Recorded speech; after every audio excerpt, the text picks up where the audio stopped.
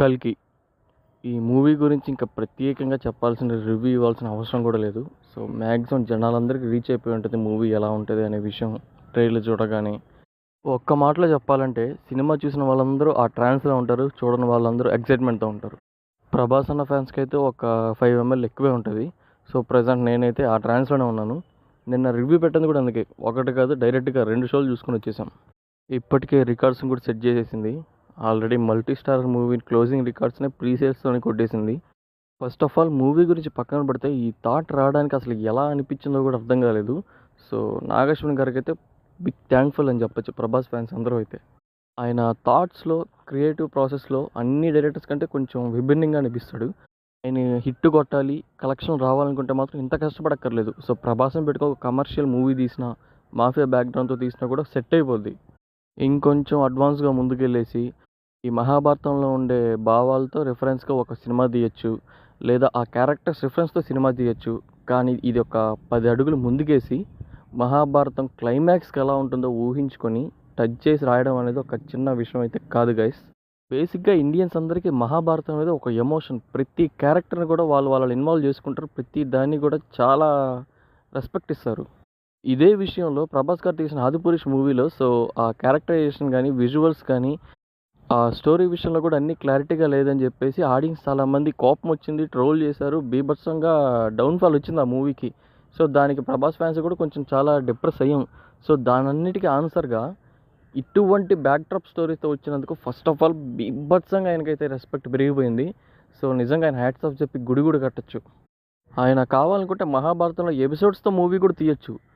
కానీ కలియుగం చివర విష్ణు దశావతారం కల్కి ఎలా పుడతాడో, అట్మాస్ఫియర్ ఎలా ఉంటుంది, ఆ టైంలో కలి చేసే దుర్మార్గాలు, సో ప్రజలు ఎలా అయితే పీడిస్తుంటాడో వాటన్నిటిని క్లారిటీగా, ఆ టైంలో టెక్నాలజీ ఎంత అడ్వాన్స్లో ఉంటుంది, జనాలు ఎలా ఉంటారు, సో ఎర్త్ మీద ఊర్లు ఎలా ఉంటాయి, వీటన్నిటిని విజువలైజ్ చేసుకునేసి బీభత్సమైన హోంవర్క్ చేసి స్టోరీ డెవలప్ చేసి ఇంప్లిమెంట్ చేయడం అనేది మామూలు విషయం కాదు అసలు. మొదలే ప్రభాస్ అని రాముడు లుక్స్తో చాలా ట్రోల్ చేస్తున్నారు. సో ఏమాత్రం భయపడకుండా చాలా కాన్ఫిడెంట్గా అయితే తీశాడు ఈ మూవీని కూడా.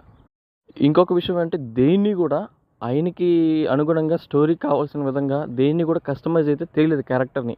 సో అప్పుడున్న కురుక్షేత్రం జరిగినప్పుడు ఏ క్యారెక్టర్స్ అయితే ఉన్నాయో సో వాళ్ళు కలియుగం చివర యాజ్ ఇట్ ఈస్ అదే క్యారెక్టర్స్ని పెట్టి ఉంటే ఎలా జరుగుంటుంది అనేది అయితే బీభత్సంగా విజువలైజ్ చేశాడు.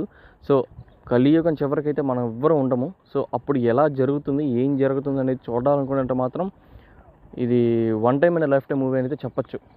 ఇందులో ప్రభాస్ అని ఉన్నాడు, కమల్ హాసన్ సార్ ఉన్నాడు, అమితాబ్ బచ్చన్ ఉన్నాడు, ఇవన్నీ పక్కన పెడితే సో నాకు తెలిసి ఇండియాలో అతి పెద్ద biggest commercial movie Mahabharatam. Cinema చూసి వచ్చిన తర్వాత దీని గురించి చెప్తుంటే కూడా ప్యూర్లీ గూస్ బంప్స్ వస్తున్నాయి. ఒక్కసారిగా ప్రపంచం అంతా ఇండియన్ సినిమా వైపు చూసింది.